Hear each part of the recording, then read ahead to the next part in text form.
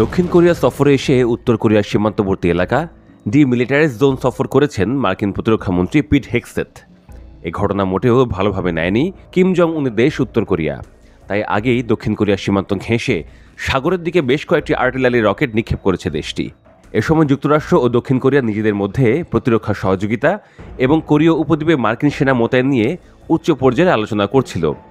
দায়িত্ব নেওয়ার পর এবারই প্রথম দক্ষিণ কোরিয়া সফরে এলেন হেগসেথ। তিনি দক্ষিণ কোরিয়ার প্রতিরক্ষা মন্ত্রীর সঙ্গে উত্তর কোরিয়ার সীমান্তের সেনা ঘাঁটিগুলো পরিদর্শন করেন। সেই সঙ্গে যুক্তরাষ্ট্র ও দক্ষিণ কোরিয়ার বন্ধুত্ব অটুট রাখার উপর জোর দেন। বিভিন্ন গণমাধ্যমের তথ্য বলছে, হেগসেথ ও দক্ষিণ কোরিয়ার প্রতিরক্ষা মন্ত্রী সফরের আগেই সাগরের দিকে এই আর্টিলারি রকেট নিক্ষেপ করেছে উত্তর কোরিয়া। অবশ্য এগুলো সমুদ্রে পড়ায় সাধারণ মানুষের কোনো ক্ষতি হয়নি। এখনও রকেট নিক্ষেপের বিষয়ে কোনো সরকারিভাবে বিবৃতি দেয়নি উত্তর কোরিয়া।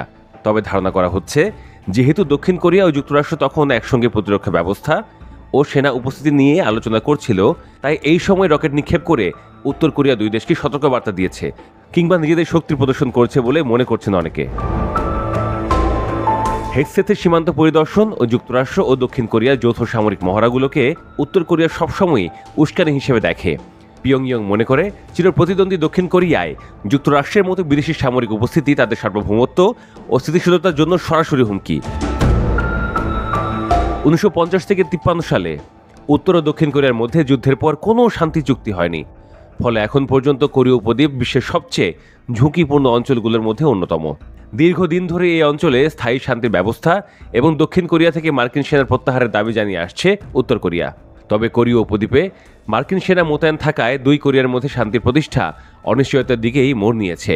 2024 সালের জানুয়ারিতে উত্তর কোরিয়ার সর্বোচ্চ নেতা কিম জং উন বলেন, দক্ষিণ কোরিয়া একীভূতকরণের মাধ্যমে শাসন করতে চায়।